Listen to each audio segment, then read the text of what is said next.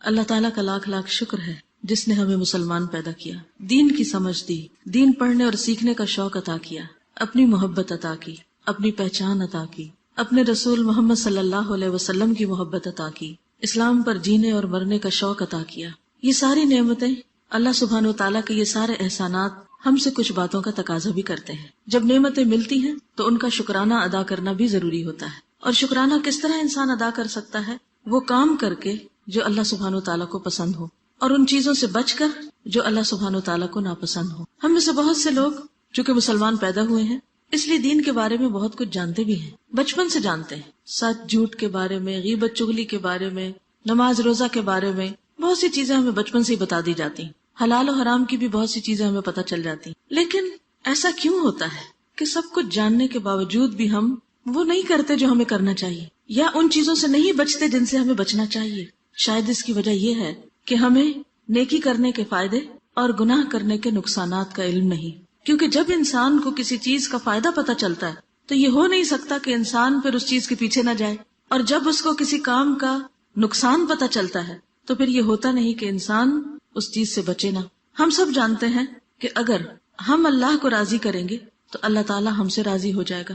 صحابہ کرام نے ہر وہ کام کیا جس سے اللہ راضی ہو، تو اللہ سبحانہ و تعالیٰ نے بھی ان کو اس خاص ٹائٹل سے نوازا، رضی اللہ عنہم ورضوا عنہ، وہ اللہ سے راضی ہو گئے اور اللہ ان سے راضی ہو گیا۔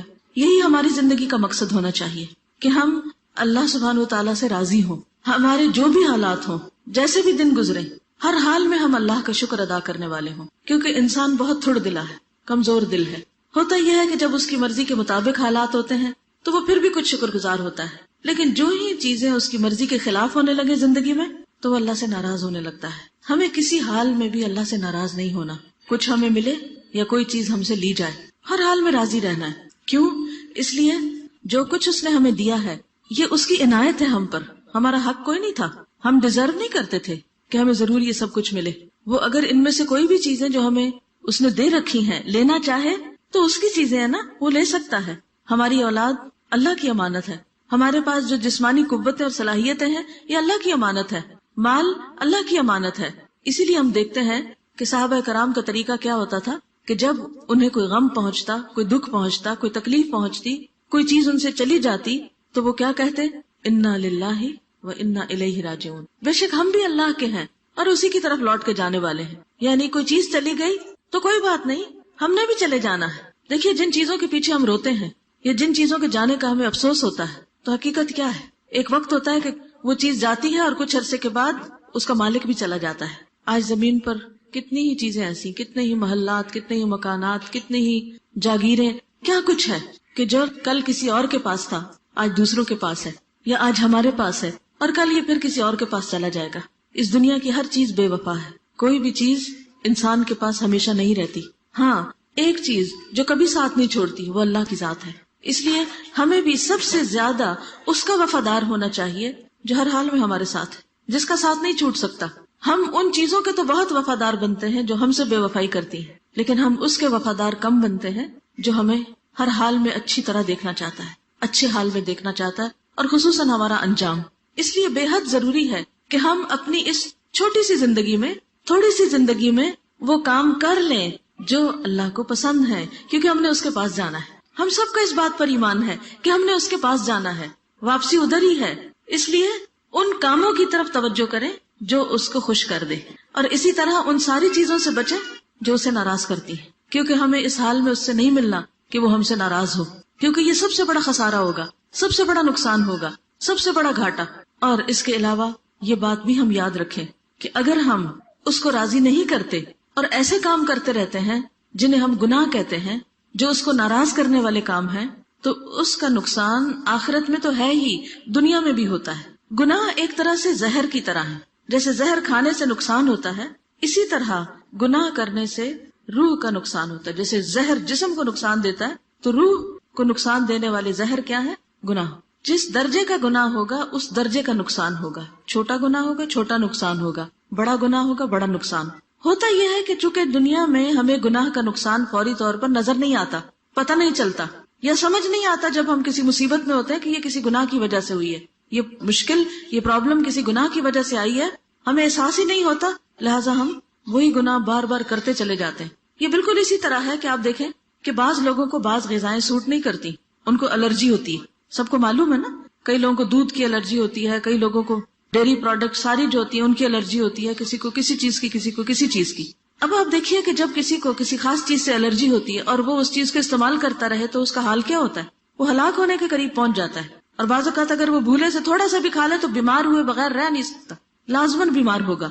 اسی طرح گناہ جو ہیں وہ انسان کو نقصان دیتے ہیں، اور بعض گناہ چھوٹے سے بھی ہوں تو وہ انسان کو سخت نقصان پہنچانے والے ہیں. اس لیے بے حد ضروری ہے کہ ہم گناہوں سے بچنے کی فکر کریں. جیسے اگر کسی کو سانپ کاٹ لے تو کیا ہوتا ہے؟ زہر کا اثر ہوتا ہے نا، زہر اندر چلا جاتا ہے، پھر نتیجہ کیا ہوتا ہے؟ اسی طرح شہد کی مکھی اگر کاٹ لے تو بندہ مرتا نہیں ہے. کیا ہوتا ہے شہد کی مکھی کاٹے؟ سویلنگ ہو جاتی ہے، بڑا سخت درد ہوتا ہے. اور اگر زیادہ مکھیاں کاٹ لیں تو زیادہ درد ہوتا ہے. بعض اوقات آپ نے دیکھا ہوگا کہ آنکھ پہ یا منہ پہ کاٹ لے تو وہ شکل بگڑ جاتی ہے. بالکل اسی طرح امیجن کریں کہ جب ہم کوئی گناہ کرتے ہیں نا تو ہمارے اندر کی قلب کی روح کی شکل بگڑنے لگتی ہے، باطن خراب ہونے لگتا ہے. پھر آپ دیکھیں بچھو کاٹ لے تو کوئی مرتا ہے؟ مرتا نہیں، لیکن اس کا زہر شہد کی مکھی سے زیادہ خطرناک ہوتا ہے، وہ زیادہ پین فل ہے. اسی طرح چھوٹا سانپ کاٹ لے تو کیا ہوتا ہے؟ زہر پھیلتا ہے لیکن بعض اوقات انسان مرتا نہیں. ہاں اگر کسی کو اژدہا کاٹ لے پھر کیا ہوتا ہے؟ فوراً مر جاتا، بچ نہیں سکتا انسان. تو اسی طرح جو چھوٹے چھوٹے گناہ ہوتے ہیں وہ شہد کی مکھی یا بچھو کی طرح ہوتے ہیں یا چھوٹے سانپوں کی طرح ہوتے ہیں، اور جو بڑے گناہ ہوتے ہیں وہ بڑے سانپوں کی طرح ہوتے ہیں. اور یہ ایک حقیقت ہے کہ جیسے حدیث میں آتا ہے نا کہ قبر میں سانپ چھوڑ دیا جاتا ہے، تو یہ سانپ کیا ہوتا ہے؟ دراصل وہ قبر کا سانپ کیا چیز ہے؟ انسان کے گناہ. اسی طرح جہنم میں بھی سانپوں کا ذکر آتا ہے، تو وہ سانپ کیا ہے؟ انسان کے گناہ. انسان نے خود اپنے لیے وہ سزا اکٹھی کی. تو اس لیے بے حد ضروری ہے کہ انسان گناہوں سے بچے. جب کسی بات کا پتہ چل جائے کہ یہ دین میں منع ہے تو اس کو چھوڑ دے، چاہے کتنا بھی دل چاہ رہا ہو. اور اس وقت اپنے آپ کو یہ سمجھے کہ نہیں مجھے تو سانپ کاٹ جائے گا. سانپ سے ڈرتے ہیں؟ کبھی انسان دور سے بھی دیکھ لینا تو روح فنا ہو جاتی. کتے سے ڈرتے ہیں؟ ایک دفعہ بھونکے تو کیا ہوتا ہے؟ خون تیز ہو جاتا ہے، ہاتھ پاؤں ٹھنڈے ہونے لگتے ہیں اور ایسا لگتا ہے مر ہی جائیں گے ابھی. تو اسی طرح گناہ جو ہیں یہ بھی ایسے ہی نقصان دہ ہیں، اتنے ہی خطرناک ہے بلکہ اس سے زیادہ. کیونکہ دنیا میں تو انسان کو کیا ہوتا ہے، کوئی کتا کاٹ دے تو ٹیکے لگا دیتے ہیں یا اور اسی طرح کی دوائی شوائی دے کے کچھ درد کا علاج کر کے اسپتال داخل کر لیتے، انسان ٹھیک ہو جاتا ہے پھر سے. لیکن گناہ سے جب تک انسان توبہ نہیں کرتا وہ کاٹا اندر ہی رہتا ہے، وہ زہر اندر ہی رہتا ہے، اور پھر کیا ہوتا ہے؟ اس سے نقصان ہوتا ہے. آپ دیکھیں کہ جو ابلیس تھا، ابلیس کون تھا؟ شیطان تھا. کان من الجن، جنوں میں سے تھا، لیکن سب کا سردار تھا. جنوں کا بھی سردار تھا اور فرشتوں کا بھی بڑا بنا ہوا تھا. کیوں بڑا بنا تھا؟ کس چیز سے؟ عبادت سے، نیکی سے. تسبیح کرتا تھا، تکبیر، اللہ کی بڑائی بیان کرتا تھا، ذکر کرتا، عبادت کرتا، اللہ کے آگے سجدے کرتا، سب کچھ کرتا تھا. بے حد نیک تھا، بڑا پائس. آپ سوچیں کہ جیسے کوئی بہت بڑے مولانا ہوں، کوئی بہت بڑے بزرگ ہوں، کوئی بہت بڑے نیک بندے ہوں، لیکن جب اس نے اللہ کی ایک بات نہیں مانی اور اس بات پہ اڑ گیا تو پھر کیا ہوا؟ اس پر لعنت ہوئی، اللہ تعالیٰ اس سے ناراض ہو گیا. کیا اس نافرمانی نے اس کو نقصان دیا؟ اس گناہ نے ابلیس کو نقصان دیا کہ نہیں دیا؟ دیا نا. تو اس سے کیا بات ثابت ہوتی ہے؟ ابلیس نے کس بات سے انکار کیا تھا؟ سجدے سے. تو آج اگر کوئی شخص نماز نہیں پڑھتا کیا اس کو نقصان ہوگا؟ اس کو نقصان ہوگا. کوئی یہ نہ کہ کوئی بات نہیں، اللہ معاف کرنے والا ہے. تو اگر اللہ تعالیٰ اسی طرح معاف کرنے والے ہوتے تو پھر ابلیس کو معاف کر دیتے نا جب وہ اکڑ بگڑ رہا تھا.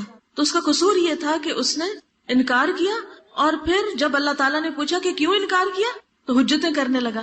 اس انکار پہ ڈٹ گیا، توبہ نہیں کی، معافی نہیں مانگی. چلیے ایک اور مثال ہے حضرت آدم علیہ السلام کی اور حضرت حوا علیہ السلام کی. کیا ان سے کوئی غلطی ہوئی تھی؟ کیا کیا تھا انہوں نے؟ شیطان کی بات مان کے وہ پھل کھا لیا جس سے منع کیا گیا تھا. نقصان ہوا نا نقصان. کہاں سے نکال دیے گئے؟ جنت سے. تو آج اگر ہم حرام چیزیں کھائیں، شراب پیئیں یا جوئے کی کمائی کھائیں یا سود کھائیں اور پھر ہم کہیں کوئی بات نہیں جنت میں چلے جائیں گے، یہ کہاں کی لاجک ہے؟ یہ کیسے ہو سکتا ہے کہ ہم لوگوں کو دھوکہ فریب دے کے، فراڈ کر کے، کسی کی زمین غصب کر کے، کسی پہ ظلم ڈھا کے، کسی کے ساتھ زیادتی کر کے ہم کچھ اپنا مال اکٹھا کر لیں، اس سے بزنس کریں اور اس کو کھائیں اور پھر کہیں کوئی فرق نہیں پڑتا، اللہ غفور الرحیم ہے. اگر اللہ تعالیٰ اسی طرح غفور الرحیم تھے تو آدم علیہ السلام کو بھی کہنا اچھا آدم بھول گیا تو کوئی بات نہیں، خیر ہے، جانے دیا تجھ کو. نہیں، جنت سے بھی نکالا گیا اور جو جنت کے کپڑے تھے وہ بھی لے لیے گئے. صرف یہ نہیں کیا گیا کہ جنت سے نکالے گئے، گھر سے بھی نکالے گئے، لباس بھی لے لیا گیا. تو اسی طرح ابلیس جو ہمارا دشمن ہے وہ کیا چاہتا ہے کہ جیسے آدم علیہ السلام کو جنت سے نکلوایا تھا اس نے، وہ ہمیں بھی جنت میں جانے نہ دے. وہ راستے میں بیٹھا ہوا ہے، وہ ہر وقت بہکاتا ہے اور وہ ہر ایک کو بہکاتا ہے. کبھی نہ سوچیں کہ ہم بڑے نیک ہیں، ہم نے تو قرآن پڑھ لیا ہے اور ہم تو بڑے علامہ بن گئے ہیں اور ہم تو بڑے پارساں ہیں، اس لیے ہمیں شیطان کچھ نہیں کہہ سکتا. نہیں، شیطان دشمن ہے، اور دشمن جب تک اپنا وار کر نہ لے وہ چین سے نہیں بیٹھتا. وہ آگے سے بھی آتا ہے، وہ پیچھے سے بھی آتا ہے، وہ دائیں طرف سے بھی آتا ہے، وہ بائیں طرف سے بھی آتا ہے، اور وہ انسان کو اپنے گھیرے میں لینے کی کوشش کرتا ہے. وہ چھوڑتا نہیں ہے. اس لیے ہم سب کو نمبر 1 یہ پتا ہونا چاہیے اللہ کو کیا پسند ہے کیا نہیں. ویسے بھی پتا ہونا چاہیے، کیونکہ جس شخص سے آپ کو محبت ہوتی ہے آپ یہ معلوم کرنے کی کوشش کرتے ہیں اچھا اس کو کیا پسند ہے اور کیا پسند نہیں. کیوں پتا کرتے ہیں؟ تاکہ جو اس کو پسند ہے وہ کام کرے اور جو اس کو نہیں پسند وہ نہ کرے. تو اللہ سبحانہ و تعالیٰ سے بھی اگر ہمیں محبت ہے تو ہمیں شوق لگ جائے گا کہ مجھے پتا کر کے چھوڑنا ہے اللہ تعالیٰ کو کیا پسند ہے اور کیا پسند نہیں. اور اس کے لیے پھر آپ کیا کریں گے؟ قرآن پڑھیں گے، حدیث پڑھیں گے اور معلوم کرنے کی کوشش کریں گے کہ اللہ تعالیٰ کیا چاہتے ہیں ہم سے. یہ جتنے بھی لوگ قرآن پڑھتے ہیں نا ان کا یہی دراصل شوق ہوتا ہے، یہی پیچھے غرض ہوتی ہے کہ اور پتا کریں اور معلوم کریں. اور جب ان کو پتا چل جاتا ہے تو پھر ان کی کوشش ہوتی ہے کہ کچھ کریں بھی. تو پہلی چیز ہے پتا کرنا. لیکن خالی پتا کرنا کافی نہیں ہے، پتا کرنے کے بعد اس چیز کو عمل میں لانا بڑا ضروری ہے اور ان گناہوں سے بچنا ضروری ہے جو اللہ سبحانہ و تعالیٰ نے بچنے کے لیے کہے ہیں، ورنہ وہ گناہ زہر کی طرح انسان کو نقصان دینے والے ہیں. پھر اسی طرح آپ دیکھیں یونس علیہ السلام جب اللہ سبحانہ و تعالیٰ کا حکم آنے سے پہلے اپنی قوم کو چھوڑ کے چلے گئے تھے تو کیا ہوا؟ کشتی میں بیٹھے، کشتی ڈوبنے لگی تو انہوں نے ان کو اٹھا کے باہر پھینک دیا، مچھلی کے پیٹ میں چلے گئے. وہاں جا کر انہوں نے کیا پڑھا؟ لا الہ الا انت سبحانک انی کنت من الظالمین. نہیں کوئی الہ مگر تو پاک ہے، میں ظالموں میں سے، میری غلطی ہے، میری غلطی ہے. یہ کون کہہ رہے ہیں؟ اللہ کے پیغمبر کہہ رہے ہیں. آدم علیہ السلام پیغمبر ہیں، پہلے انسان ہیں، وہ کہتے ہیں ربنا ظلمنا انفسنا وان لم تغفر لنا وترحمنا لنکونن من الخاسرین. کہ اللہ ہم نے اپنی جانوں پہ ظلم کیا، اگر تو نے ہم کو معاف نہ کیا اور ہم پہ رحم نہ کیا تو ہم ضرور نقصان اٹھا جائیں گے. اس لیے بے حد ضروری ہے کہ انسان اپنی غلطیوں کو دیکھتا رہے، اپنی کوتاہیوں پہ نظر رکھے اور پہلی بات کرے نہ. لیکن یہ ہو نہیں سکتا کہ غلطی نہ ہو، کیونکہ ہم انسان ہیں، غلطیاں ہوں گی. جب غلطی ہو جائے تو کیا کریں؟ معافی مانگ لیں، توبہ کر لیں، واپس پلٹ آئیں. ضد نہیں، اصرار نہیں، تعویلیں نہیں، حجتیں نہیں، بہانے نہیں. اللہ کو وہ لوگ پسند ہیں جو اپنی غلطی مان جاتے ہیں. اور اللہ سبحانہ وتعالیٰ نے حضرت یونس علیہ السلام کے لیے کہا اگر وہ تسبیح نہ کرتے تو وہ مچھلی کے پیٹ میں رہتے، قیامت کے دن تک اس سے نہ نکالے جاتے. تو اس سے یہ بھی پتہ چلتا ہے کہ گناہ کی وجہ سے جب انسان کسی مصیبت میں پڑتا ہے تو جب تک توبہ نہ کرے اس سے باہر نہیں نکلتا. اور ایسا نہ ہو کہ توبہ کیے بغیر مر جائے اور مرنے کے بعد کیا ہوگا؟ قیامت تک پھر اسی مصیبت میں پڑا رہے گا انسان. خودکشی کیوں حرام ہے؟ اسی وجہ سے نا کہ اس کے بعد توبہ کا موقع نہیں ہوتا اور انسان اسی حال میں اللہ کے پاس جا پہنچتا ہے.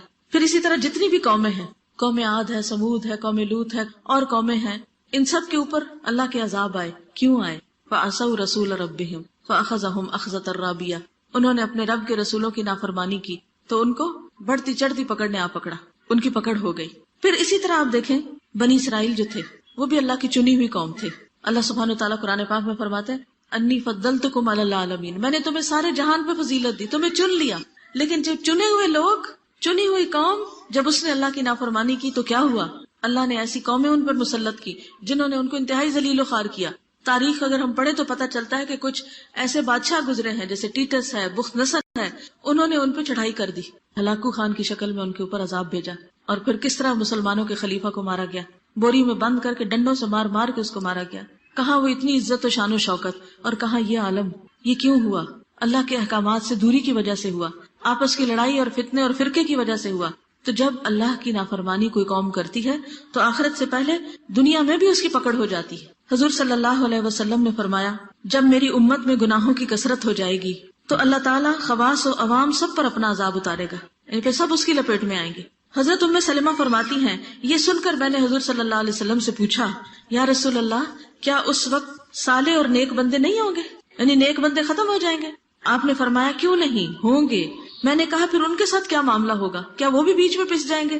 آپ نے فرمایا جو اور لوگوں پہ افتاد آئے گی وہ ان پر بھی آئے گی، پھر اللہ تعالیٰ کی جانب سے ان کی بخشش ہوگی اور ان کے لیے اللہ کی رضامندی اترے گی. یعنی اگر انسان کسی ایسے علاقے میں رہتا ہے کہ جہاں کوئی وبا پھوٹ پڑتی ہے، کوئی زلزلے میں لوگ مر جاتے ہیں یا کچھ سیلاب آ جاتا ہے، تو اب یہ تو نہیں ہوتا کہ نیک لوگوں کو الگ کر دے اور صرف برے لوگوں کو بہائے. اگر زیادہ گناہ ہونے لگے کسی بستی کے اندر تو آفت سب کو تباہ کر دیتی. پھر نیک لوگ اپنی اپنی نیتوں پہ اٹھائے جائیں گے، لیکن دنیا میں ان کی بھی ساتھ پکڑ ہو جاتی. تو اس لیے یہ بہت ضروری ہے کہ انسان خود بھی گناہوں سے بچے اور دوسروں کو بھی روکنے کی کوشش کرے. کبھی تم ایسا نہ کرو، اللہ کو ناراض نہ کرو. انسان اپنے گھر سے شروع کرے، اپنے رشتہ داروں سے شروع کرے، اپنے محلے شہر والوں سے شروع کرے، اور جہاں جہاں تک انسان کا بس چلے انسان دوسرے انسانوں کو بھی نیکی کی طرف بلائے اور برائی سے روکے. پھر اسی طرح ہم دیکھتے ہیں نبی صلی اللہ علیہ وسلم نے فرمایا ان الرجل لیحرم الرزق بالذنب یصیبہ. آدمی اپنے گناہوں کی وجہ سے رزق سے محروم ہو جاتا ہے. یعنی اچھی بلی نوکری ہوتی ہے، اچھی بلی جاب ہے، اچھا بلا بزنس ہے، اچانک ڈاؤن فال ہو جاتا ہے. اور انسان کبھی کہتا ہے اس نے مجھے نظر لگا دی، کبھی کہتا ہے اس نے میرے ساتھ یہ برا کیا، اس نے جادو کر دیا، فلانے نے یہ کر دیا. اس طرح کی باتیں ہم کرتے ہیں. یہ بھول جاتے ہیں کہ ہماری بھی کوئی غلطی ہو سکتی ہے، اللہ کی کوئی ناراضگی بھی ہو سکتی ہے. تو ایسے موقع پر دوسروں کو بلیم کرنے کی بجائے توبہ استغفار کریں، کیونکہ اللہ کا وعدہ ہے. حضرت نوح علیہ السلام کی زبانی اللہ سبحانہ وتعالیٰ نے سب کے لیے میسج دیا فَقُلْتُ اسْتَغْفِرُوا رَبَّكُمْ إِنَّهُ كَانَ غَفَّارًا. میں نے کہا اپنے رب سے معافی مانگ لو، بے شک وہ معاف کرنے والا ہے. يُرْسِلِ السَّمَاءَ عَلَيْكُمْ مِدْرَارًا. وہ تم پر آسمان سے خوب بارشیں برسائے گا. وَيُمْدِدْكُمْ بِأَمْوَالٍ وَبَنِينَ. اور تمہیں مال اور بیٹوں سے نوازے گا. وَيَجْعَلْ لَكُمْ جَنَّاتٍ. اور تمہارے لیے باغات تیار کرے گا. وَيَجْعَلْ لَكُمْ أَنْهَارًا. اور تمہارے لیے نہریں جاری کر دے گا. یہ استغفار کے فائدے ہیں. تم اللہ سے معافی مانگ لو، اللہ یعنی تمہارے رزق میں اولاد میں برکت پیدا کر دے گا. لیکن ہم میں سے کتنے لوگ ہیں جو واقعی سچے دل سے اپنے گناہوں کو یاد کر کے روئیں اور اللہ سے معافی مانگے اور اللہ سے توبہ کرے تاکہ ان کی مشکلات آسان ہو. پھر آپ دیکھیے کہ نبی صلی اللہ علیہ وسلم نے فرمایا ڈر ہے کہ دنیا کی قومیں تم پر ہر طرف سے اس طرح ٹوٹ پڑیں گی جس طرح بھوکے کھانے کے پیالے پہ ٹوٹ پڑتے ہیں. اس طرح مسلمانوں کے اوپر ساری اقوام ٹوٹ پڑیں گی، ہر طرف سے لوگ ان کے اوپر حملہ کریں گے. صحابہ نے عرض کیا یا رسول اللہ صلی اللہ علیہ وسلم کیا اس وقت ہماری تعداد کم ہوگی، یعنی ہم تھوڑے رہ جائیں گے کہ سارے ہمیں دبانے آ جائیں گے؟ آپ نے فرمایا اس وقت تمہاری کثرت ہوگی، تعداد بہت زیادہ ہوگی، لیکن تمہاری حالت اس وقت سیلاب کے خس و خاشاک کی طرح ہوگی. یعنی جیسے بارش آتی ہے نا، سیلاب چلتا ہے تو اوپر کانٹے اور چھوٹے موٹے تنکے وغیرہ بہنے لگتے ہیں. تمہارے دشمنوں کے دلوں سے تمہارا روب اٹھ جائے گا اور تمہارے دلوں میں وہن پیدا ہو جائے گا. پوچھا گیا وہن کیا ہے؟ فرمایا زندگی سے محبت اور موت سے نفرت. تو بات یہ ہے کہ زندگی سے جب محبت ہوتی ہے نا، اس دنیا سے محبت، تو پھر انسان دن رات کس چیز میں لگا دیتا ہے؟ صرف اس دنیا کو بنانے میں، اسی کو سنوارنے میں، اسی کو خوبصورت کرنے میں، اسی کے اندر اور ترقی کرنے میں، اور آخرت کو بھول جاتا ہے اور آخرت کا ذکر بھی نہیں کرتا، موت کی بات بھی نہیں کرتا. اگر کوئی کرے تو کیا کہتے تم تو ڈراتے ہی رہتے ہو، موت کی بات سننا بھی نہیں چاہتے. یعنی موت کا ذکر نہ ہونا انسان کو گناہوں پہ اور شیر کر دیتا ہے.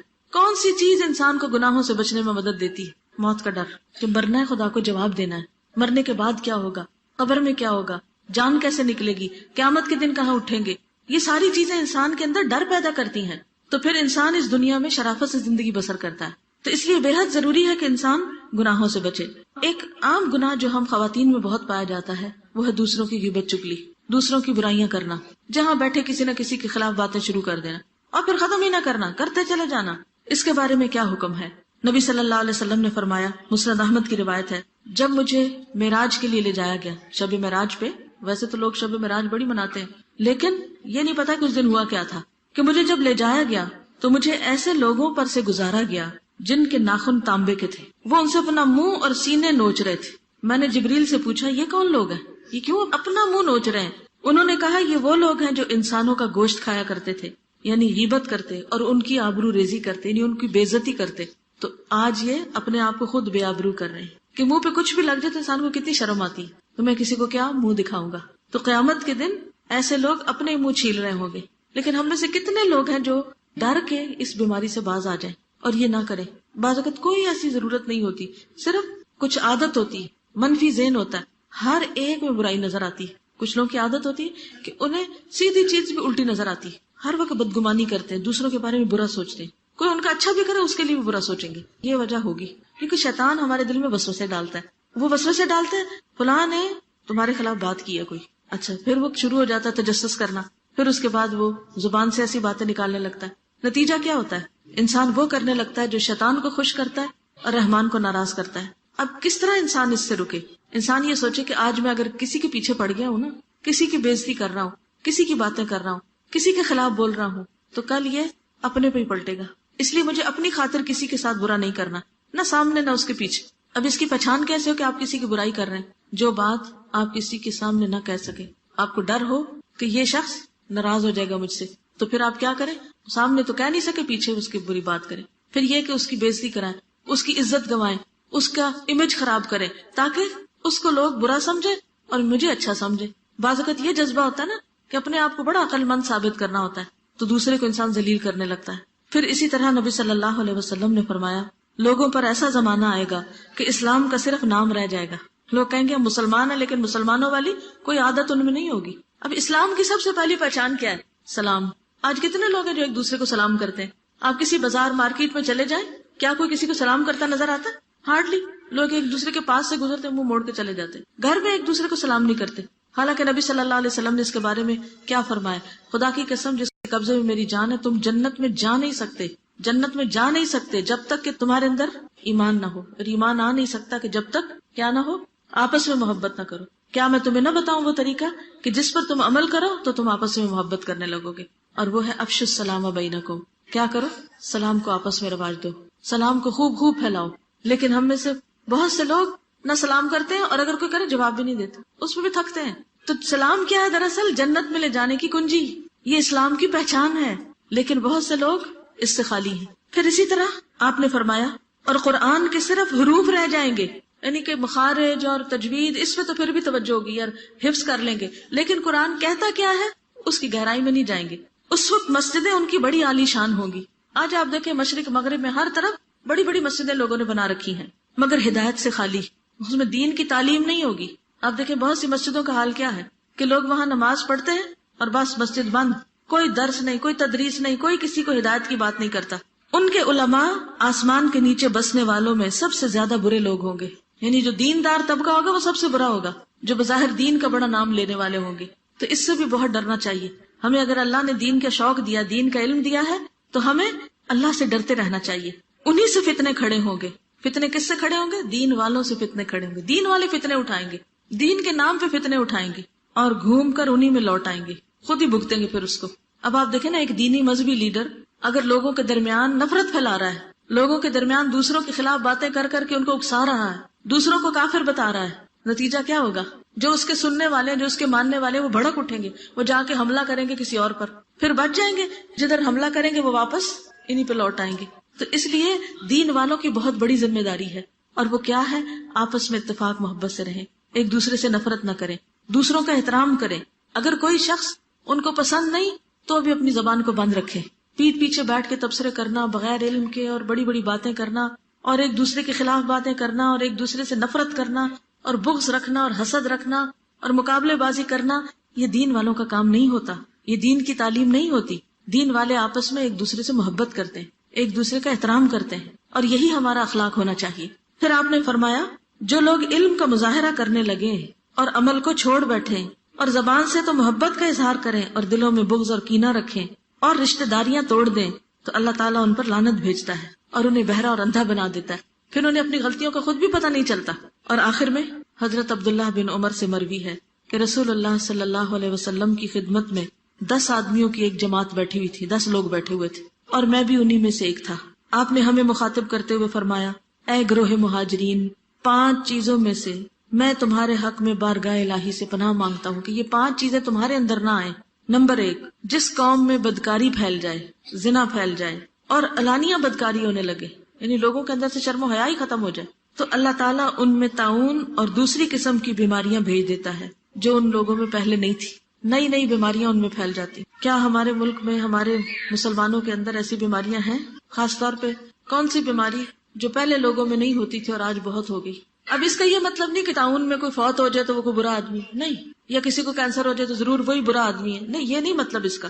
مطلب یہ کہ وہ بیماریاں عام ہو جاتی ہیں جو پہلوں میں نہیں تھی، نئی نئی بیماریاں نکل آتی ہیں۔ یہ کب ہوتا ہے؟ جب کسی قوم کے اندر زنا پھیلتا ہے، بدکاری ہوتی، بے حیائی ہوتی۔ نمبر 2، جو لوگ ناپ تول میں خیانت کرتے ہیں۔ ناپنا کیا؟ جیسے کپڑا ناپنا، اب گز ناپ رہے ہیں، ایک گرہ چھوٹی ڈال دی، پانی ہے تو تھوڑا تھوڑا بھی آپ دیکھیں ہر بوتل میں سے کم کر دیا، کسی بھی چیز کے ناپ میں کمی کر دی۔ اسی طرح تول میں بھی، یعنی ترازو اس طرح تولتے ہیں کہ اس میں ڈنڈی مارنا جس کو کہتے ہیں۔ اللہ تعالیٰ ان میں قحط سالی اور تنگی معاش کی مصیبت بھیج دیتا ہے، اور ظالم بادشاہ ان پر مسلط کر دیتا ہے، بارشیں نہیں ہوتی، فصلیں سوکھنے لگتی، رزق کی کمی ہو جاتی. یہ کب ہوتا ہے؟ جب لوگ ناپ تول میں کمی کرتے ہیں. اور آپ دیکھیں کہ ہمارا کیا حال ہے. کبھی یہ ملک جہاں اتنا کماد ہوتا تھا وہاں چینی نہیں ملتی. حیرت ہوتی ہے نا. گڑ جسے لوگ پوچھتے نہیں تھے آج وہ چینی سے بھی زیادہ مہنگا ہو گیا. میں رستے میں دیکھ رہی تھی کہ مٹی مٹی ہر جگہ، مٹی مٹی، بارشیں ہیں کوئی نہیں. کتنی بیماریاں اس سے پھر پھیلتی ہیں. لیکن یہ مصیبت کیوں آتی ہے؟ جب لوگ ناپ تول میں کمی کرتے ہیں. تیسری چیز، جو لوگ مال کی زکوٰۃ دینا بند کر دیتے ہیں اللہ تعالیٰ آسمان سے بارش روک دیتا ہے. اگر چوپائے نہ ہوتے تو ان کے لیے پانی کبھی نہ برستا، یعنی جانور نہ ہوتے تو پانی نہ اترتا. آج آپ دیکھیں کہ جو مالدار ہیں وہ زکوٰۃ نہیں دیتے، جو غریب ہیں وہ غریب تر ہوتے چلے جاتے ہیں. زکوٰۃ کو بھی لوگ طرح طرح کے ہیلے بہانوں سے روک لیتے ہیں. کبھی کہتے ہیں ہم نے اپنے بچوں میں بانٹ دیا، اب زکوٰۃ کی ضرورت نہیں. کبھی کہتے ہیں زیور پر تو نہیں زکوٰۃ ہوتی، کبھی کسی طرح کبھی کسی طرح. کئی لوگ جب حکومت زکوٰۃ کاٹتی تو ایک دن پہلے پیسے نکال لیتے ہیں بینک سے، پھر جب کٹ جاتی پھر ڈال دیتے ہیں، اور خود بھی نہیں نکالتے، حکومت کو بھی نہیں لینے دیتے. پھر اسی طرح چوتھی چیز، جو لوگ عہد توڑ دیتے ہیں اللہ تعالیٰ ان پہ باہر کا دشمن مسلط کرتا ہے جو ان کی مملوکہ چیزوں میں سے بعض چھین لیتا ہے. نمبر 5، ان کے ائمہ یعنی امام اللہ تعالیٰ کے دین اور اس کی کتاب پر عمل کرنا چھوڑ دیتے ہیں تو اللہ تعالیٰ ان کو آپس میں لڑا مارتا ہے. یعنی جب علماء قرآن نہ پڑھیں، نہ پڑھائیں، نہ اس پر عمل کریں تو پھر کیا ہوتا ہے؟ پھر قواریت ہوتی ہے، کیونکہ ہر کوئی اپنے امام کی بات کر رہا ہے اور دین کے نئے نئے رستے نکال لیے تو ان کے اندر سے اتحاد ختم ہو گیا. اب کیا لوگ آپس میں لڑنے لگتے ہیں، کیونکہ جو شخص قرآن پر عمل کرتا ہو تو وہ لازماً اللہ سے ڈرتا ہوگا، اور جو اللہ سے ڈرے وہ کسی کے خلاف ناروا بات نہیں نکال سکتا. اور جب کوئی کسی کے خلاف بولے گا نہیں تو لڑائی کہاں سے ہوگی؟ لڑائی کہاں سے شروع ہوتی ہے؟ جب ایک دوسرے پہ ناحق الزام لگائے جاتے ہیں، ناانصافی کی جاتی ہے، زیادتی کی جاتی ہے، تو اس طریقے سے لوگوں کے اندر پھر باہمی لڑائیاں شروع ہو جاتی. اب آپ دیکھیں آج ہم کس کس قسم کے فتنوں کا شکار ہیں، اور یہ سب خرابیاں ہمارے اندر پائی جاتی. یہ کس کا نقصان ہے؟ گناہوں کا نقصان ہے. یہ گناہ جب کرتی ہے کوئی قوم تو اس کے اندر یہ مصیبت آتی ہے. تو اس کا حل کیا ہے؟ اس کا حل ہے کہ ہم اجتماعی طور پر توبہ کریں اور ان گناہوں سے بچیں اور ان گناہوں کو چھوڑیں، کیونکہ یہ گناہ دنیا اور آخرت دونوں کو برباد کرنے والے. بلکہ امام ابن القیم تو یہ کہتے ہیں دنیا اور آخرت کی کوئی مصیبت، کوئی خرابی، کوئی تباہی اور بربادی اور بیماری ایسی نہیں جس کی اصل وجہ اور اصل سبب گناہ نہ ہو. یعنی جب گناہ ہوتے ہیں تو دنیا کی مصیبتیں بھی آتی ہیں اور آخرت کی مصیبتیں بھی آتی ہیں. تو اس لیے ہم میں سے ہر شخص کو سچے دل سے رو کر اللہ سے توبہ کرنے کی ضرورت ہے تاکہ ہم دنیا کی مشکلات سے بھی باہر نکلیں اور آخرت کی مشکلات سے بھی بچ سکیں. اور پھر صرف خود نہیں بلکہ دوسروں کو بھی برائیوں سے روکنا ضروری ہے، کیونکہ جو قوم برائیاں ہوتے دیکھے اور ٹس سے مس نہ ہو اور دوسروں کو منع نہ کرے، کوئی کسی پہ ظلم زیادتی کر رہا ہو اور اس کا ہاتھ نہ پکڑے تو ایک دن وہ برائی اس کے اوپر بھی آ جاتی ہے. اور جو کسی کے لیے گڑھا کھودتا ہے خود اس میں گرتا ہے. جو چیز یاد رکھنے کی ہے وہ یہ کہ آج ہم یہاں سے عہد لے کر اٹھیں کہ جس کسی برائی کو ہم برا سمجھتے ہیں اس کو اپنی زندگی سے نکالنا ہے. یوتھ کے لیے خاص طور پر، ینگ گرلز کے لیے خاص طور پر میں یہ کہوں گی کہ آپ اپنی عزت و عصمت کی حفاظت کریں، کیونکہ بہت فتنے پھیل گئے. آپ دیکھیں کہ بچے کے پاس موبائل ہے. آج موبائل کا کیا استعمال ہو رہا ہے سب کو پتا ہے نا. مجھے یہ بتائیں کہ کسی نوجوان لڑکی کے لیے کیا یہ جائز ہے کہ کسی لڑکے سے فون پہ باتیں کرے؟ منع ہے نا، حرام ہے نا، گناہ ہے نا. پھر یہ گناہ کریں گے تو کیا اس کا کوئی نقصان نہیں ہوگا؟ اس کا نقصان ہوگا. آج آپ دیکھیں کتنی طلاقیں ہو رہی ہیں، کتنے گھروں میں بے چینی، کتنے گھروں میں بربادیاں. بیوی ہے تو وہ شوہر کے ساتھ وفادار نہیں، شوہر ہے تو بیوی کے ساتھ وفادار نہیں. بچوں کا کیا بنے گا؟ نسلوں کا کیا بنے گا؟ کس قدر فتنہ فساد پھیلتا جا رہا ہے. ٹیلی فون سروسز کی طرف سے نئی نئی آفرز آتی ہیں، لڑکوں سے باتیں کریں، یہ سروس فری ہے، یہ ٹائم فری ہے، طرح طرح کے سستے موبائل ہیں، اور قوم ہے کہ اس کے اندر جکڑی چلی جا رہی ہے. پھر آپ دیکھیں بعض کہیں نہیں ہم تو کوئی اچھی بات ہی کرتے ہیں، ہم تو کوئی بری بات نہیں کرتے. دیکھیں شیطان اسی طرح پھسلاتا ہے، اچھی باتوں سے ہی چلتا ہے انسان اور پھر جا گڑے میں گرتا پھسل کے. پھر آپ دیکھیں کسی مرد کو ٹیکسٹ میسج کرنا کیا یہ جائز ہے یا ناجائز ہے؟ یہ ثواب ہے کہ گناہ ہے؟ گناہ ہے، سب کو پتا یہ گناہ ہے. لیکن کتنے لوگ ہیں جو یہ گناہ دن رات کرتے ہیں اور دن میں کئی بار کرتے ہیں اور اس سے انجوائے کرتے ہیں اور اس سے خوش ہوتے ہیں، اسی گن چکر میں لگے رہتے ہیں، وہی دماغ میں چیزیں گھومتی رہتی ہیں. کیا ان کو چھوڑنا چاہیے یا نہیں ان چیزوں کو؟ لیکن کیا یہ اتنا آسان ہے؟ آسان نہیں.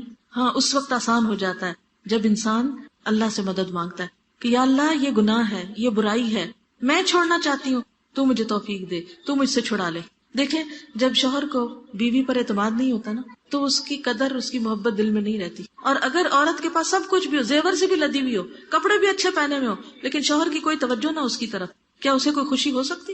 کوئی خوشی نہیں زندگی میں ہو سکتی.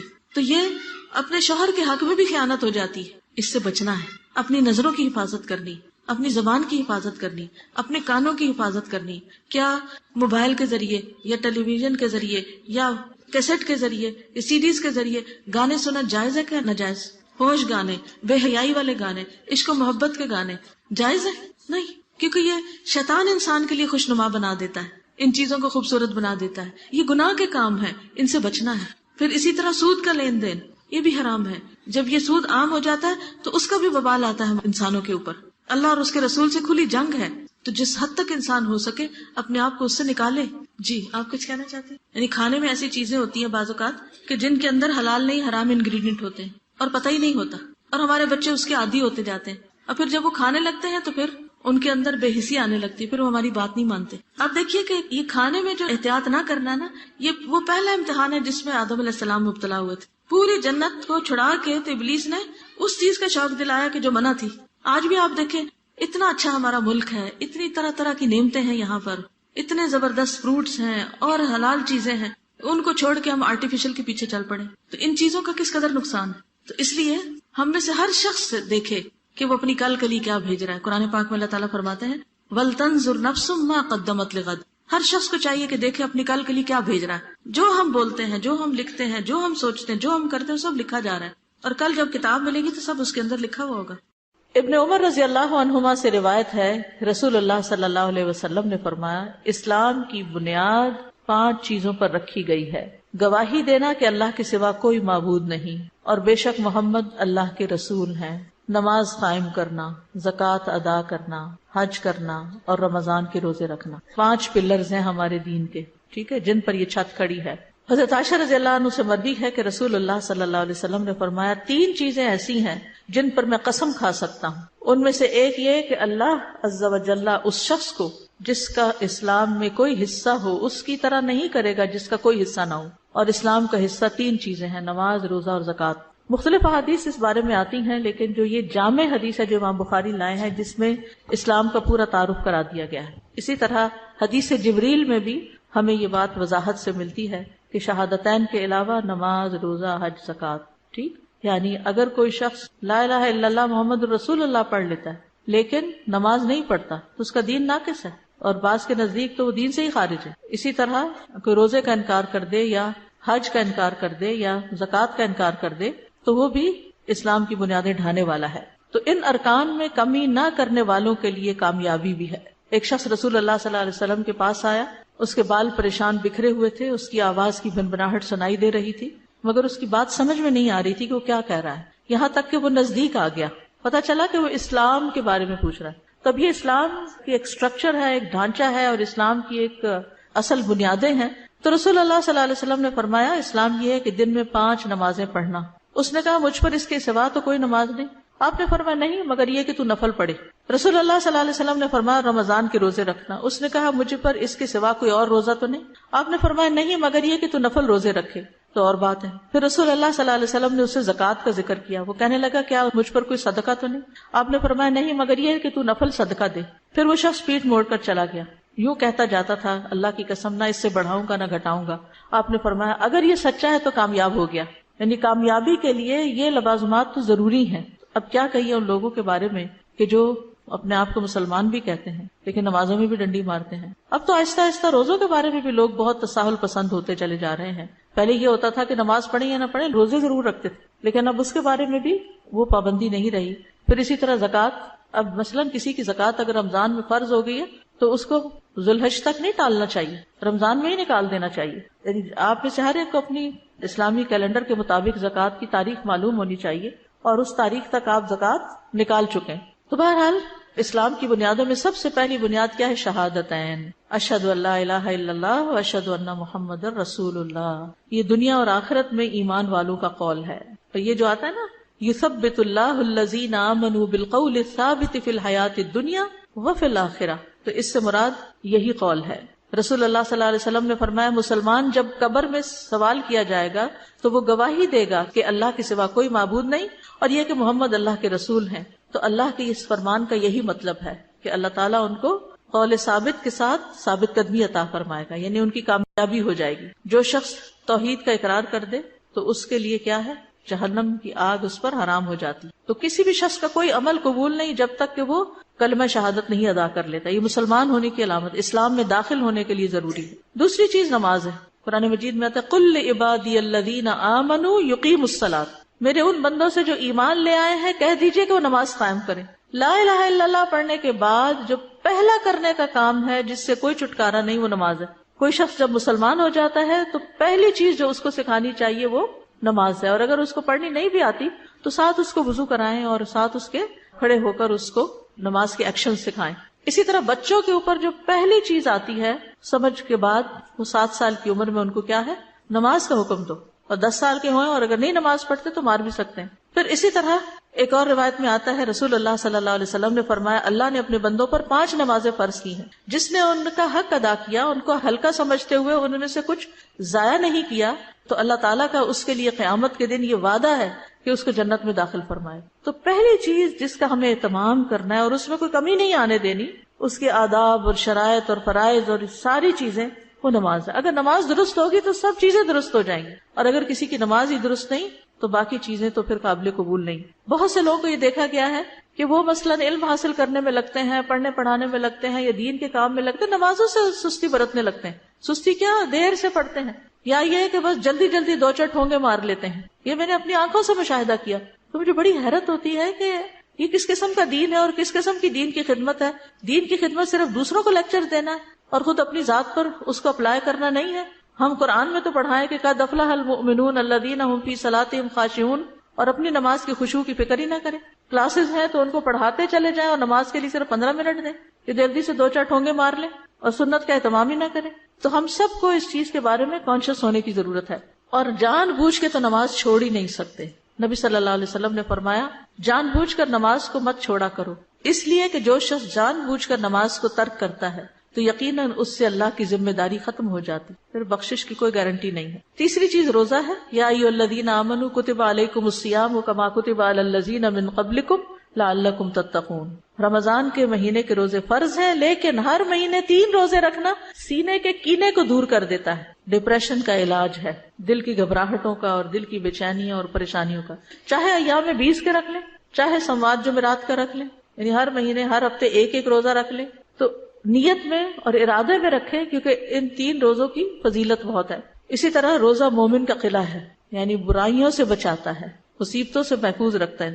انسان روزہ رکھ کے اپنی زبان کی حفاظت کرتا ہے، اپنی نگاہوں کی حفاظت کرتا ہے.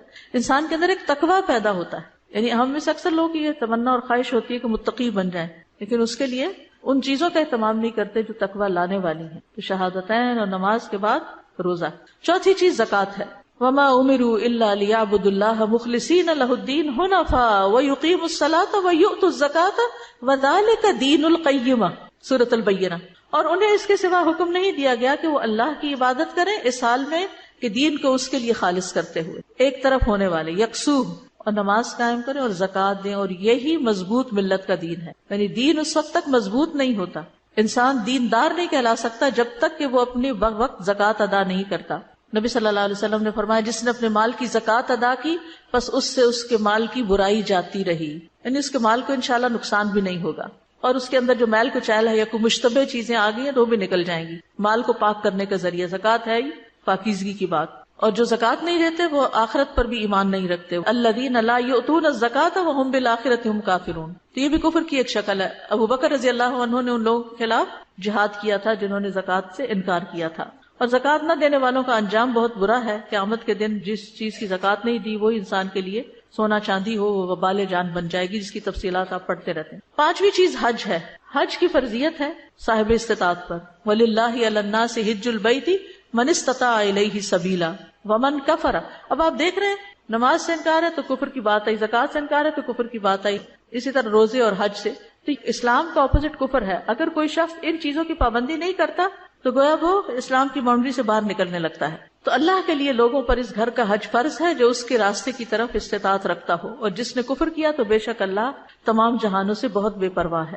اس فریضے کی ادائیگی میں جلدی کرنی چاہیے. کل ہی کو بتا رہا تھا کہ میں اپنی دادی کا حج کر کے آئی. کہتے ایسا نہیں کہ ان کے پاس پیسے نہیں تھے، سب کچھ تھا، سم ہاؤ انہیں خیال ہی نہیں آیا کہ حج بھی کرنا ہے.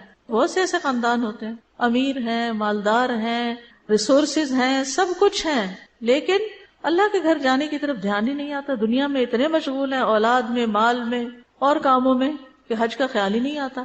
تو اگر آپ کے بھی آباء و اجداد میں سے کوئی ایسے ہوں تو ان کی طرف سے بھی اگر حج بدل ہو سکے تو ہو سکتا ہے ان کا نیت ارادہ ہو، پھر وقت نے ساتھ نہ دیا ہو یا علم ہی نہ ہو پورا، اللہ عالم. رسول اللہ صلی اللہ علیہ وسلم نے فرمایا حج فرض ہونے کے بعد اس کی ادائیگی میں جلدی کیا کرو، کیونکہ تم میں سے کسی کو پتہ نہیں کہ بعد میں کیا پیش آنے والا ہے، اگلے سال ہوں گے یا نہیں ہوں گے. اور اسی طرح ایک دفعہ اگر حج کر لیا تو وہ بھی کافی نہیں. رسول اللہ صلی اللہ علیہ وسلم نے فرمایا یقیناً اللہ تعالیٰ فرماتے ہیں جب میں بندے کو اس کے جسم کے لحاظ سے صحت دوں اور اس کی معیشت میں وسعت دوں اور اس پر 5 سال گزر جائیں اور وہ میری طرف نہ آئے تو وہ محروم ہے. جسمانی صحت میں فٹ ہو اور پیسے بھی ہوں تو دوبارہ بھی حج ریپیٹ کرنے میں کوئی حرج نہیں، اور حج مبرور کی جزا جنت کے سوا کچھ نہیں. تو یہ مختصراً اسلام کی بنیادی پلرز ہیں جن کا آپ کو تعارف پہلے سے ہے لیکن یاد دہانی کرائی گئی. یہ باتیں میں اس لیے بھی آپ کو چند ایک بتا رہی ہوں، ہر ایک کے بارے میں موٹی موٹی، تاکہ آپ اپنے بچوں کو بھی ایجوکیٹ کر سکیں. جو آپ کی میڈز ہیں، سرونٹس ہیں، ان کو بنیادی دینی علم جو ہے وہ آپ دے سکیں. یہ وہ علم ہے جس کا سیکھنا ہر مسلمان پر فرض ہے کہ دین کی بنیادوں کو جانیں اور ان پر عمل کریں. یہ نماز کے بارے میں نے مسئلہ پوچھنا ہے کہ میں بچوں کو کہتی رہتی ہوں نماز کے لیے جائیں، اگر جماعت کا ٹائم نکل گیا تو پھر میں کام کرتے کرتے ان کو آواز دیتی ہوں چلیے اب گھر میں پڑھ لیں، گھر میں پڑھ لیں. تو میرے ہسبینڈ اکثر گھر پہ ہوتے ہیں، وہ آن لائن کام کرتے ہیں، وہ چڑ جاتے ہیں، وہ کہتے ہیں اتنی سختی نہیں ہے جتنی تم کر رہی ہو، بس ٹھیک ہے ایک دفعہ کہہ دیا بچے کو، بار بار نہیں کہنا. تو مجھے وہاں کیا کرنا چاہیے؟ اس وقت بھی یاد دہانی کرانی چاہیے، لیکن یہ کہ اس بچے کی ذہنی طور پر اس کو پہلے سے تیار کرے. صرف نماز کا وقت آنے پر ہی پیچھے پڑ جانا کافی نہیں ہوتا، لیکن یہ کہنا کہ چھوڑ دیا جائے تو یہ بھی ٹھیک نہیں ہے. بچے تھوڑی ہی دیر میں بھول جاتے ہیں. میں تو الحمدللہ جب سے انہوں نے ہوش سنبھالی میں تو نمازیں پڑھتی ہوں، ان کو نظر آئی ہوں، ان کی تربیت بھی میں نے کی، اپنی طرف سے میں نے پوری کوشش کی. اس کے لیے ضروری نہیں کہ آپ زور زور سے آوازیں لگائیں گھر میں اور شوہر بھی سنے اور دوسروں کو بھی پتہ چلے. بچے کے پاس جا کے ہلا کے اس کو اٹھا دیں. السلام علیکم استاذہ، جیسے ہماری عبادات میں سے ساری عبادت بہت امپورٹنٹ ہے، ان کی اپنی اپنی فضیلت ہے، تو ان سب میں جو روزہ ہے وہ واقعی میں بہت بڑی ہمارے لیے موٹیویشن ہوتی ہے، وہ ریمائنڈر ہوتا ہے. جب ہمارا روزہ ہوتا ہے تو ہمیں یاد رہتا ہے میں نے یہ چیز نہیں دیکھنی، میں نے اس چیز کو نہیں جھانکنا، یا میں کسی کی جاسوسی نہ کروں. تو یہ چیزیں بار بار وہ ریمائنڈر رہتی ہیں. تو جیسے آپ نے کہا کہ 3 دن کے روزے ہمیں رکھنے چاہیے، تو یہ واقعی میں رکھنا ہمارے لیے ہی فائدہ ہے، کیونکہ ہمارے لیے وہ ریمائنڈر رہتا ہے. ہمیں مومن کے لیے قلعہ ہے اور قلعہ حفاظت کرتا ہے نا، یعنی اگر آپ اس میں قلعے میں آ جاتے ہیں تو آپ بہت سے شر سے اور عذاب اور مصیبت سے بچ جاتے ہیں. میں جانتی ہوں خاتون کو جو 80 سال سے اوپر ان کی عمر ہے اور ماشاءاللہ وہ ہر سوموار اور جمعرات کو روزہ رکھتی اور ٹھیک ٹھاک ہیں، کچھ بھی نہیں ہے ان کو. تو صرف یہ کہ توجہ کرنے کی ضرورت ہے. مثلا اتنے مصروف ہوتے ہیں کہ ہمیں بھول ہی جاتا ہے ایام 20 کہاں گئے اور سوموار جمعرات کہاں گئی. لیکن یہ ہے کہ اگر ایک کلچر ڈیولپ کر لیں گھر میں یا جس ماحول میں آپ رہتے ہیں، آپ پڑھتے پڑھاتے ہیں، تو اپنے اسٹوڈینٹس کے ساتھ مل کے، کیونکہ ایک اجتماعی عبادت میں ذرا آسانی ہو جاتی ہے. تازہ مجھے یہ سوال کرنا ہے کہ اگر کسی نے حج کے لیے پیسے جمع کروائے، قرآن اندازی میں اس کا نام نہیں نکلا اور اگلے سال اس کی ڈیتھ ہو گئی یا وہ نہیں جا تو سکتا، جو بدل کر لیا جائے اس کی طرف سے، کوئی اور کر لے اس کی طرف. کوئی اور اس کی طرف سے. آپ نے بتایا نا کہ ہم کسی کے لیے حج کر سکتے ہیں، تو اس کا پھر ثواب ہمیں ہوتا ہے؟ جی، کرنے والے کو ملتا ہے اور جس کے لیے کیا اس کو بھی ملتا ہے. جو لوگ کشادگی کے باوجود ہر سال حج کر رہے ہوتے ہیں اور جرمانہ بھر کے جا رہے ہوتے ہیں، تو ان کے بارے میں آپ کیا کہیں؟ بہت سے لوگ یعنی حج کرتے ہیں تو یہ ان کی اپنی چوائس ہے، وہ چاہیں تو اپنا مال کہیں اور لگائیں اور چاہیں تو حج کر لیں. یعنی ان کو ہم تنقید نہیں ان کے اوپر کر سکتے. ہر ایک اللہ کا قرب چاہنے کے لیے اپنے وسائل کے مطابق کوئی طریقہ اختیار کرتا ہے. اگر ان کی نیت اللہ کی رضا ہے تو حاصل کریں. حدیث نمبر 3 توحید. ان عبداللہ رضی اللہ عنہ قال قال رسول اللہ صلی اللہ علیہ وسلم من مات یشرک باللہ شیئا دخل النار وقلت انا من مات لا یشرک باللہ شیئا دخل الجنہ. عبداللہ بن مسعود رضی اللہ عنہ سے روایت ہے کہ رسول اللہ صلی اللہ علیہ وسلم نے فرمایا جو شخص اس حال میں فوت ہوا کہ وہ اللہ کے ساتھ کسی کو شریک ٹھہراتا ہوگا وہ آگ میں داخل ہوگا. اور میں کہتا ہوں، یہ راوی کہتے ہیں، جو شخص اس حال میں فوت ہوا کہ اللہ کے ساتھ کسی کو شریک نہیں ٹھہراتا وہ جنت میں داخل ہوگا. تو یاد رکھیے شرک سب سے بڑا گناہ ہے، سب سے بڑا ظلم ہے، سب سے غلط اور باطل عمل ہے. یہ ایسا گناہ ہے جس کو اللہ تعالیٰ بخشے گا نہیں. ہر گناہ جو اس کے علاوہ ہو، جس کے لیے اللہ چاہے گا اس کو بخش دے گا، جس کو چاہے گا جنت میں داخل کر دے گا اور جس کو چاہے گا عذاب دے گا. اور اسی طرح اگر کوئی جہنم میں چلا بھی گیا تو سزا بھگتنے کے بعد بھی نکال لیا جائے گا سوائے شرک کے. کافر اور مشرک ہمیشہ ہمیشہ کے لیے جہنم میں خالدین فیہا ابدا. ان اللہ لا یغفر ان یشرک بہ ویغفر ما دون ذلک لمن یشاء. ناقابل معافی گناہ ہے اور شرک کے بعد انسان گمراہی میں دور تک نکل جاتا ہے. اب شرک سے بچنے کے لیے انتہائی ضروری ہے کہ ان ساری چیزوں کو ہم جانیں جو شرک کی طرف لے جانے والی ہیں. اس کا علم حاصل کرنا چاہیے. وَاعْلَمْ أَنَّهُ لَا إِلَٰهَ إِلَّا هُوَ. علم حاصل کرو، جان لو کہ اللہ کے سوا کوئی الہ نہیں. مشرک کے سارے اعمال ضائع ہو جائیں گے، یعنی چاہے اس نے ساری زندگی نمازیں پڑھی ہوں، روزے رکھے ہوں، صدقہ خیرات کیا ہو، حج کیا ہو، لیکن اگر اس نے شرک کیا تو سارے اعمال برباد، کیونکہ اللہ تعالیٰ تمام شرکاء سے زیادہ شرک سے بیزار ہے. تو شرک سے ڈرتے رہنا چاہیے. ابو موسیٰ اشعری سے مروی ہے کہ ایک دن رسول اللہ صلی اللہ علیہ وسلم نے ہمیں خطبہ دیا، فرمایا اے لوگو اس شرک سے بچو، کیونکہ اس کی آہٹ چیونٹی کی آہٹ سے بھی ہلکی ہوتی ہے، پتہ ہی نہیں چلتا اور انسان شرک میں مبتلا ہو جاتا ہے. اس سے اور بھی خطرناک ہے. اس پر کسی نے پوچھا یا رسول اللہ صلی اللہ علیہ وسلم، جب اس کی آہٹ چیونٹی کی آہٹ سے بھی ہلکی ہوتی ہے تو پھر ہم اس سے کیسے بچ سکتے ہیں؟ کیسے بچ سکتے ہیں؟ آپ نے فرمایا تم یوں کہتے رہا کرو اللہم انا نعوذ بک، بولیے، من ان نشرک بک شیئا نعلمہ ونستغفرک لما لا نعلمہ. اللہ ہم اس بات سے آپ کی پناہ میں آتے ہیں کہ کسی چیز کو جان بوجھ کر آپ کے ساتھ شریک ٹھہرائیں اور اس چیز سے آپ سے معافی مانگتے ہیں جسے ہم جانتے ہی نہیں. یعنی لا علمی میں اگر ہم سے کوئی ایسی چیز ہو گئی ہے تو آپ ہمیں معاف کر دیں. اب شرک کی بڑی اقسام ہے دو، ایک شرک اصغر ہے اور ایک شرک اکبر. شرک اصغر جو ہے وہ نیت اور ارادے کا شرک ہے، نیت اور ارادے کا شرک، جس کو ریاکاری کہتے ہیں. رسول اللہ صلی اللہ علیہ وسلم نے فرمایا بے شک اللہ تعالیٰ فرماتا ہے میں سب شریکوں سے بہترین ہوں، جس نے کسی کو میرے عمل میں شریک کیا تو وہ عمل اسی شریک کے لیے، نہیں وہ میرے لیے نہیں ہے. پھر اگر لوگوں کو دکھانے کے لیے کر رہے تو پھر وہ لوگ ہی اس کا فائدہ دیں گے تمہیں. اے لوگوں اپنے اعمال کو اللہ کے لیے خالص کر لو، کیونکہ اللہ عز و جل خالص عمل کو ہی قبول کرتا ہے. تو نیت کی خرابی سے عمل قبول ہی نہیں ہوتے. اور یہ مت کہو یہ چیز اللہ اور رحم کے لیے ہے، کیونکہ جو چیز رحم کے لیے، رشتہ داری کے لیے دی جاتی ہے اللہ کا اس میں کچھ حصہ نہیں. تو مطلب کیا ہے کہ پھر رشتہ داروں کو دیتے ہوئے بھی اللہ کی رضا مد نظر ہو. اور یہ نہ کہو کہ یہ چیز اللہ کے لیے اور تمہارے لیے ہے، یہ اللہ کے لیے اور تمہارے لیے یہ بھی نہیں کہنا چاہیے. اللہ کے ساتھ تم کو شریک کر رہے ہیں بیچ میں، بس وہ تمہارے ہی لیے ہوگی، اللہ کے لیے اس میں کچھ حصہ نہیں. یعنی ہم یہ نہیں کر سکتے کہ یہ صدقہ ہم اللہ کے نام پر اور آپ کے نام پر کر رہے ہیں، نہیں، صرف اللہ کے لیے. یہ جو ایصال ثواب کے لیے بھی ہم کچھ کرتے ہیں تو وہ کسی کے نام پر نہیں کر رہے ہوتے، اللہ ہی کے لیے کر رہے ہوتے ہیں. بس نیت یہ ہوتی ہے کہ اس کا ثواب کسی اور کو پہنچ جائے. اسی طرح دعا مانگنے میں شرک نہیں ہونا چاہیے کہ اللہ کے سوا کسی اور سے انسان مانگے، کسی اور کو اللہ کے برابر کر دے.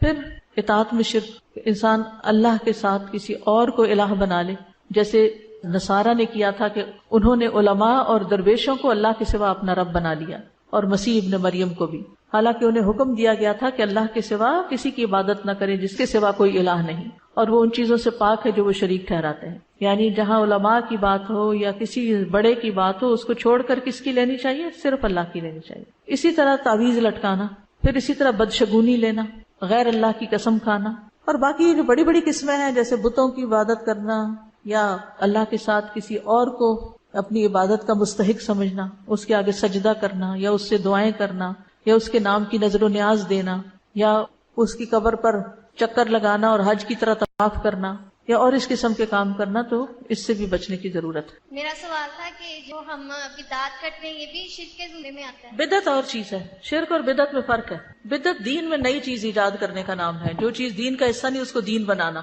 اس میں کنفیوژن نہیں ہونی چاہیے کہ دو کو اکٹھا کر دیں آپ. السلام علیکم. مجھے یہ لگ رہا تھا کہ جیسے شرک ہے، نیت ہے، اس کے لیے ہمیں جیسے اپنا بی پی یا بلڈ پریشر چیک کرتے ہیں، اسی طرح ہر وقت اپنی نیت کو اور اپنے اعمال کو چیک کرتے رہنا چاہیے. جیسے کوئی کیمرہ لگا ہوا یا کچھ ہے تو بار بار اپنے آپ کو دیکھ کر کہ اللہ تعالیٰ ہمیں ہی راستہ لائے. سب سے خطرناک یہ جو ہے نا ریاکاری والا مسئلہ ہے کہ انسان نماز پڑھ رہا ہوگا، اتنے میں کوئی آئے گا تو اور اچھی نماز شروع کر دے گا. دس از رانگ، یہاں گڑبڑ ہو گئی.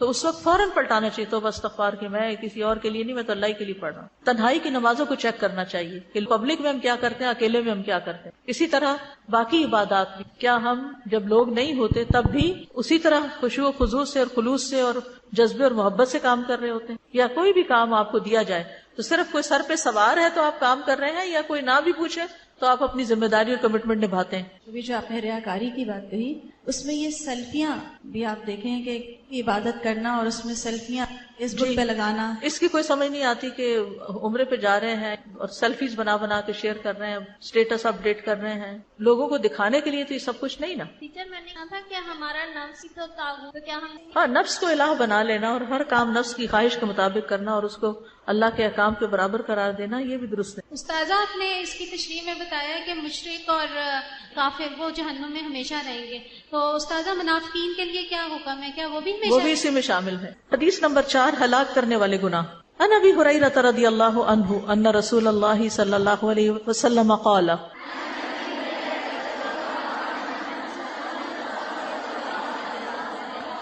اجتنبوا الموبقات الشرک باللہ والسحر. ابو ہریرہ رضی اللہ عنہ سے روایت ہے کہ رسول اللہ صلی اللہ علیہ وسلم نے فرمایا، تباہ کر دینے والی چیزوں سے بچو، اللہ کے ساتھ شرک اور جادو، یعنی شرک کے علاوہ جادو بھی کبیرہ گناہوں میں سے ہے، اور بہت سے لوگ اس میں مبتلا ہو جاتے ہیں. آج جس کے پاس بیٹھو وہ کہتا ہے مجھ پہ جادو کیا گیا، تاکہ میں سوچتی ہوں کوئی کرنے والا بھی تو ہوگا. اگر ان کی بات سچی ہے تو کوئی کرنے والا تو ہے نا، تو وہ کسی کو پریشان کر کے خود اپنی کس قدر ہلاکت کا سامان کر رہا ہے. کوئی حسد میں کرے یا کسی بھی اعتبار سے کرے. تو اجتنبو کا مطلب ہوتا ہے کنارہ کشی کرو، دور رہو، دور، اس کے قریب بھی نہ پھٹکو، اس میں گرفتار ہونے سے بچو. تو شرک کے بارے میں تو تھوڑی سی بات اوپر ہوگی. جادو کیا ہے؟ یہ گرہیں لگانا ہے، گرہیں لگانا، دھاگوں میں کچھ پڑھ کے گرہیں لگانا جادو ہے. اور دم جھاڑ جس میں پھونکے ماری جاتی ہیں، وَمِن شَرِّ النَّفَّاثَاتِ فِي الْعُقَدِ، یہ جادو ہے جو قرآن میں جس کا ذکر کیا گیا ہے. اللہ کے اذن کے ساتھ ایسے کاموں سے بعض اوقات نقصان بھی ہو جاتا ہے. نفع نقصان اللہ کے ہاتھ میں، جادوگر کے ہاتھ میں کچھ نہیں. وَلَا يُفْلِحُ السَّاحِرُ حَيْثُ أَتَىٰ، تو اللہ تعالیٰ اگر چاہے کسی کو نقصان پہنچانا تو وہ نقصان بھی پہنچ جاتا ہے. جادو کفر ہے. جادو کیا ہے؟ کفر ہے. کبیرہ گناہوں میں سے ایک بڑا گناہ ہے، بڑی مصیبتوں میں سے ایک مصیبت ہے. یہی وجہ ہے کہ صحابہ رضی اللہ عنہم جادوگروں کو قتل کر دیتے تھے، اور جادوگروں کی سزا کی حد قتل سمجھتے تھے. یعنی جادوگر کو پکڑا جاتا تو اس کو مار دیا جاتا تھا. جادو کرنے اور کروانے والے کا نبی صلی اللہ علیہ وسلم سے کوئی تعلق نہیں. لیس منا من سحر او سحر لہ، جادو کرنے اور کروانے والا ہم میں سے نہیں. جادو پر ایمان لانے والا جنت میں داخل نہ ہوگا. نبی صلی اللہ علیہ وسلم فرمایا، شراب کا عادی، جادو پہ ایمان رکھنے والا اور قطع رحمی کرنے والا جنت میں داخل نہ ہوں گے. حضرت عمر رضی اللہ عنہ نے لکھا تھا اپنے لوگوں کو اپنی خلافت میں، اقتلوا کل ساحر، ہر ساحر کو قتل کر دو. فقتلنا فی یوم ثلاثۃ سواحر، تو کہتے ہیں بجالہ بن عبدہ کہ ہم نے ایک دن میں 3 جادوگروں کو قتل کیا. یعنی آپ سوچئے اس دور میں بھی ایسے لوگ موجود تھے. جادو جو ہے نا ہر سوسائٹی میں، ہر علاقے میں کسی نہ کسی شکل میں موجود رہتا ہے. اب اول تو یہ ہے کہ اس کو کرنا منع ہے اور اس کے قریب بھی نہیں پھٹکنا چاہیے. لیکن اگر کوئی آپ پر کر دے یا آپ کو اس کی علامات نظر آنے لگے تو پھر آپ کیا کریں؟ سب سے بڑا علاج قرآن ہے. جادو کا سب سے بڑا علاج قرآن میں. ہو سکتا ہے 3 دن میں قرآن ختم کر لیں، 10 پارے روز پڑھ لیں اور ریپیٹ کریں اس عمل کو. میں نے کسی اسکالر کا سنا تھا کہ وہ اسی طریقے سے علاج کرتے تھے، اور اس سے طبیعت بھی سخت خراب ہوتی ہے اور الٹیاں شروع ہو جاتی ہیں اور کافی کرائسس ہوتے، لیکن اس کے بعد یہ کہ مریض شفا پا جاتا ہے. کیونکہ قرآن جو ہے قل هو للذین آمنوا ھدی وشفاء، اس پر ہمارا ایمان ہونا چاہیے کہ قرآن ہدایت کی کتاب بھی ہے اور شفا بھی ہے. وَنُنَزِّلُ مِنَ الْقُرْآنِ مَا هُوَ شِفَاءٌ وَرَحْمَةٌ لِّلْمُؤْمِنِينَ، اور ہم قرآن میں جو کچھ نازل کرتے ہیں وہ مومنوں کے لیے تو شفا اور رحمت ہے. تو ایمان لا کر اس پر کہ یہ شفا کا ذریعہ ہے، قرآن پڑھیں. رسول اللہ صلی اللہ علیہ وسلم ایک مرتبہ حضرت عائشہ کے پاس تشریف لائے تو دیکھا کہ ایک عورت عائشہ رضی اللہ تعالیٰ عنہ کا علاج کر رہی ہے، ان کو دم کر رہی ہے. تو آپ نے فرمایا کتاب اللہ کے ساتھ اس کا علاج کرو، کتاب اللہ کے ساتھ. پھر کتاب اللہ میں سے بھی خاص طور پر سورۃ الفاتحہ اور البقرہ اور معوذتین. رسول اللہ صلی اللہ علیہ وسلم نے فرمایا کہ سورۃ البقرہ پڑھا کرو، کیونکہ اس کا پڑھنا باعث برکت ہے اور اس کا چھوڑنا باعث حسرت ہے، اور جادوگر اس کو حاصل کرنے کی طاقت نہیں رکھتے. اجوا کھجور سے علاج، جو شخص صبح کے وقت 7 اجوا کھجوریں کھائے گا اس روز جادو اور زہر سے بچا رہے گا. پھر بیری کے پتوں سے علاج، بیری کے 7 پتے لے کے 2 پتھروں کے بیچ میں کوٹ کے یا ان کو گرائنڈ کر کے پانی ملا دیں، اس میں اس پر آیت الکرسی اور 3 کل پڑھیں، سورۃ فاتحہ پڑھیں، 3 گھونٹ پی لیں اور باقی جسم پہ بہا لیں، تو انشاءاللہ اس سے بیماری ختم ہوگی. اور یہ بھی ریپیٹڈلی کریں. جادو کا علاج جادو کے ساتھ نہیں کرنا چاہیے، یعنی کہ ایسے کاہنوں کے پاس نہیں جانا چاہیے کہ جو جادو کے طریقوں پر عمل کر کے آپ کا علاج کریں. کاہنوں اور نجومیوں کے پاس جانے کی ممانعت ہے. جو ایسے نجومی کے پاس جائے اس کی 40 راتوں کی نماز قبول نہیں ہوتی. ایک اور روایت میں آتا ہے جو کسی کاہن یا نجومی کے پاس جائے اور اس کی باتوں کی تصدیق کرے تو گویا اس نے محمد صلی اللہ علیہ وسلم پر نازل ہونے والی شریعت سے کفر کیا. تو غیر شرعی جھاڑ پھونک کے ذریعے علاج کروانے کی ممانعت ہے. غیر شرعی طریقہ علاج سب سے پہلے تو قرآن کے ذریعے علاج، پھر یہ بیری کے پتوں پہ قرآن پڑھ کے، پھر رقیہ سننا اور کرنا، سورۃ البقرہ کا پڑھتے رہنا، ٹھیک ہے، اور پورے یقین کے ساتھ. کسی بھی ایسے راقی کے پاس نہ جائیں جو قرآن کے سوا یا مسنون دعاؤں کے سوا کچھ اور پڑھتا ہو. پہلے آپ پوچھ لیں، پتہ کر لیں. تو اللہ تعالیٰ سے دعا ہے کہ اللہ تعالیٰ ہمیں عمل کی توفیق عطا فرمائے. وآخر دعوانا ان الحمد للہ رب العالمین. سبحانک اللہم وبحمدک اشہد ان لا الہ الا انت استغفرک واتوب الیک. السلام علیکم ورحمۃ اللہ وبرکاتہ.